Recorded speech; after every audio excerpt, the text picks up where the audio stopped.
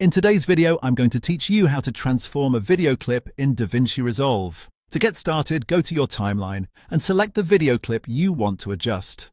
This is important because DaVinci Resolve applies these transform controls to the clip you currently have selected. So before changing anything, make sure you've clicked on the exact clip you want to work with.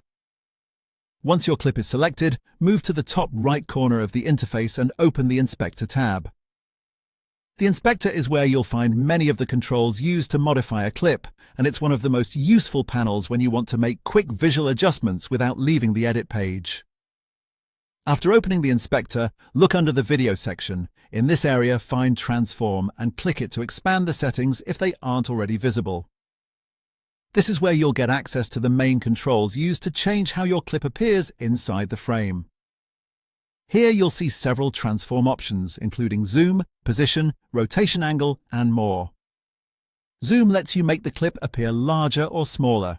This is useful if you want to crop in slightly on a subject, fill the frame more effectively, or create a subtle push-in effect.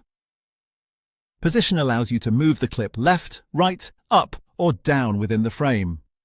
This can help if your subject is off-center or if you want to reframe the shot for better composition. You'll also find rotation angle, which lets you turn the clip clockwise or counterclockwise. This can be useful for straightening a tilted shot or for creating a stylized look. Depending on the version and layout, you may also notice additional transform controls that help you fine-tune the overall placement and appearance of the clip.